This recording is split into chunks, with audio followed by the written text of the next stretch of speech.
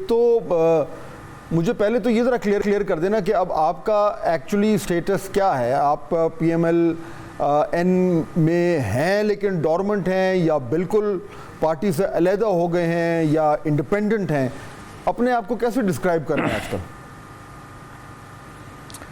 I think میں تو یہ کنفیوژن تو ہے, اور I do recognise that, but میں اپنے آپ کو پی ایم ایل این کا ہی سمجھتا ہوں. بہت سے لوگ ہوتے ہیں جو کہ پی ایم ایل این سے, جس طرح دانیال عزیز ہے, let me put it like that, بہت سے عرصے تک شاہد خاقان عباسی کے حوالے سے یا مفتاح اسماعیل کے حوالے سے دے ور ناٹ شیور کہ بھئی آپ پارٹی میں ہیں یا نہیں ہیں. اس وقت جیسے وہ کلیم کرتے تھے, میں بھی سمجھتا ہوں کہ میں پارٹی میں ہوں. یہ کوئی کمپنی تو ہے نہیں, پرائیویٹ لمیٹڈ کمپنی یا پبلک لمیٹڈ کہ جی 100% شیئرز ہیں, اس میں کچھ شیئرز میرے تھے, وہ میں نے بیچ دیے, اب میرا کوئی سٹیک نہیں ہے. میں ابھی تک تو اپنے آپ کو پارٹی میں ہی سمجھتا ہوں, لیکن فیصلہ سازی میں انوالو نہیں ہوں, اور کافی عرصے سے نہیں ہوں, تقریباً 7-8 مہینے تو ہو چکے ہیں کم سے کم. یعنی نہ آپ کو میٹنگز میں بلایا جا رہا ہے, نہ آپ سے مشاورت ہو رہی ہے, نہ آپ پارٹی کی ایکٹیویٹیز میں انوالوڈ ہیں, نہ فیصلہ سازی میں تو آپ نے کہہ بھی دیا. تو پارٹی آپ کو کلیم ابھی تک اون کر رہی ہے, یا وہ ان کی طرف سے جو ہے وہ you are no more part of them?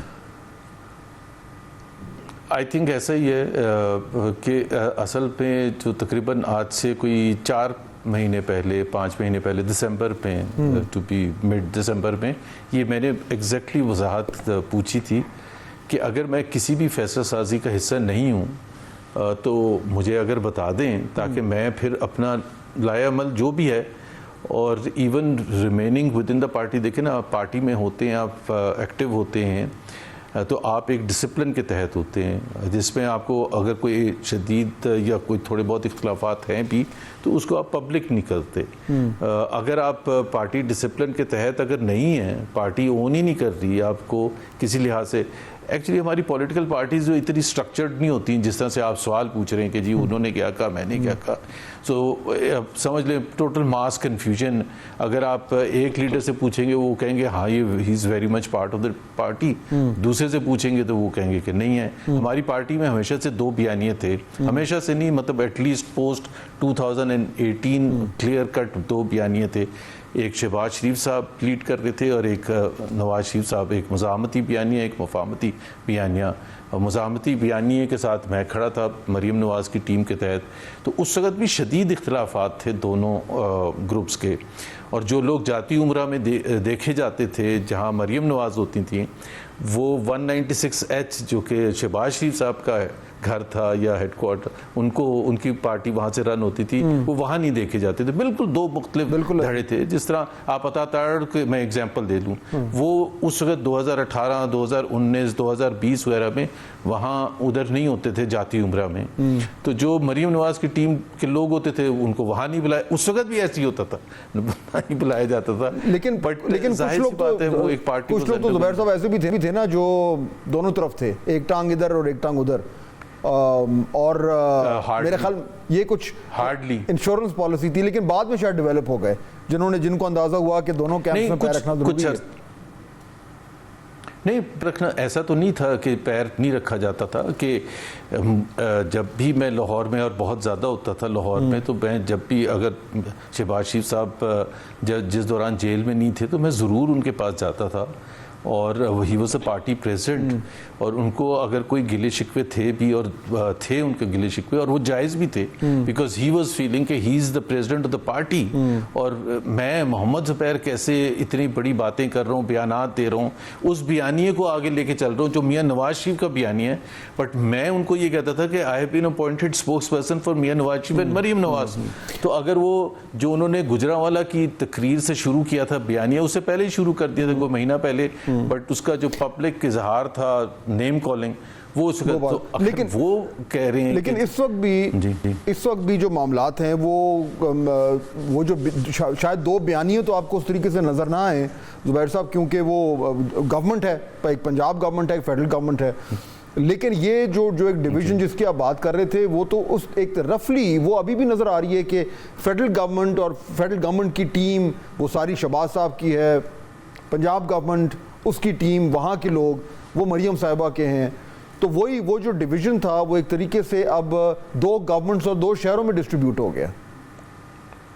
وہ ہے تو صحیح لیکن اتنا شدید نہیں ہے کیونکہ ظاہر ہے پاور تو ہے نا, پنجاب میں بھی پاور ہے اور فیڈرل لیول پہ بھی پاور ہے, تو جو اختلافات ہوتے ہیں اس طرح سے اظہار نہیں ہوتا. میں آپ کو ایک ایگزامپل دیتا ہوں, جس طرح مریم نواز کراچی آئی تھی اکتوبر 2020 میں, اور جہاں کیپٹن صفدر ان کے ہسبینڈ کو اریسٹ کیا تھا اواری ہوٹل سے آ کے, تو وہ جو ہم نے بیانیہ بنایا تھا وہ بیانیہ ایک فیکٹس پر تھا کہ جی اس وقت کی جو انٹیلیجنس ایجنسیز تھی دے ور انوالوڈ, اور انہوں نے آئی جی سندھ کو یرغمال بنایا. اور یہ سو ہم نے جب یہ پبلکلی اظہار کیا, میں نہیں کیا, مجھے ہی کہا کیا تھا کہ آپ حامد میر کے تھرو ایک یہ بیپر دیں اور تاکہ پورے پاکستان کو پتہ چلے اینڈ سو آن, اور جس کا آرمی چیف نے نوٹس لیا تھا بائی دا وے, جی وہ بعد میں معاملہ چل پڑے اوپر انہوں نے کمیٹی بھی بنائی تھی.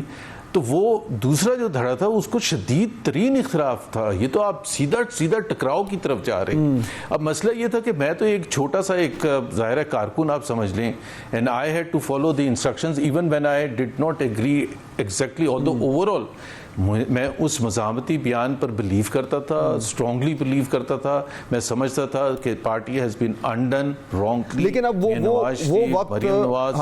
وقت تو گزر گیا, اور اس کے بعد پارٹی کی پالیسی بھی چینج ہو گئی, مفاہمت اب ہر طرف نظر آ رہی ہے, وہ مزاحمت جو ہے وہ نظر نہیں آ رہی, اور اس سے اب یہ بھی ایک تاثر بنتا ہے. بہت لوگ, زبیر صاحب آپ کو اچھی طرح معلوم ہوگا, آپ سے بھی بات کرتے ہوں گے کہ سیاسی ہمیں اقتدار تو مل گیا لیکن ہماری سیاست جو ہے اس کو بڑا نقصان پہنچا ہے. اب ایشو یہ ہے کہ یہ گورنمنٹ, میں چلیں فیڈرل گورنمنٹ کی بات کرتا ہوں, کچھ لوگ کہتے ہیں جی بڑی پاورفل گورنمنٹ ہے, 2/3 میجورٹی ہے, سیم پیج ہے, کوئی ایشو نہیں ہے, لیکن اس کے باوجود یہ بھی بات ہوتی ہے کہ نہیں یہ تو چلنے والی نہیں ہے کیونکہ پاپولر مینڈیٹ تو کہیں اور ہے, یہ بڑا انسٹیبل سسٹم ہے.